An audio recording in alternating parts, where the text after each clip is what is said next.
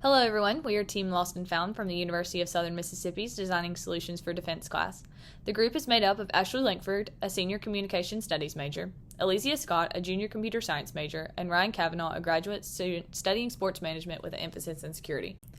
This semester, our group chose to work with the 81st Training Wing at Keesler Air Force Base in Biloxi, Mississippi, and we were assigned with developing a way for military training leaders, also known as MTLs, as well as reserve and guard liaisons to track the out-processing procedures of enlisted airmen.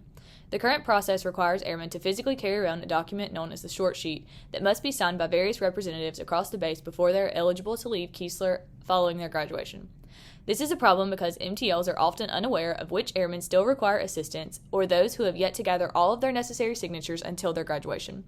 This causes delays in the transport of airmen as they cannot leave for their next base until they have completed their short sheet at Keesler. With this problem in mind, our group began to develop a number of potential solutions for the 81st Training Wing. As we review how our solution evolved over time, we can clearly see 5 distinct potential solution ideas that were assessed.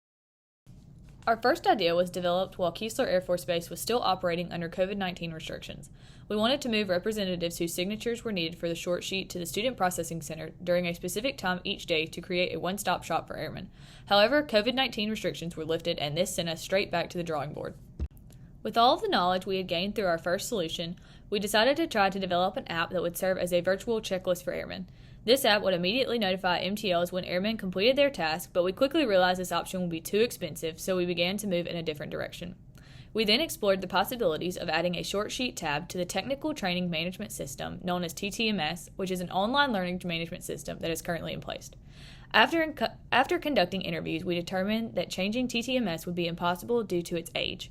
We were also informed that the Air Force is currently in the process of replacing this old system. Due to this, we have continued to look for other potential solutions. Shortly after that, we decided the best solution was to implement Outlook's calendar function. Outlook is currently being used at Keesler by MTLs and airmen, so it makes for less training. MTLs can invite their entire squadrons to events on the calendar that complete specific tasks on the short sheet, and airmen are then able to respond to the invitation with a yes for a completed task, a no for incompletion of the task, or a maybe for any confusion with the task. This idea is extremely cost-effective and solves our problem in an efficient manner.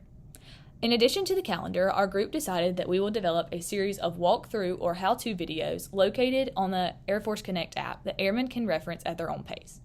The videos will mitigate the number of questions that airmen would normally have for their MTLs regarding locations and processes on the base.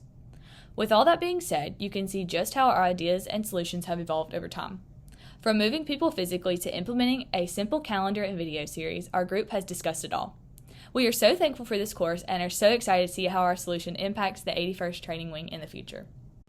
As always, DS4D, Keesler Air Force Base, and Southern Miss to the top.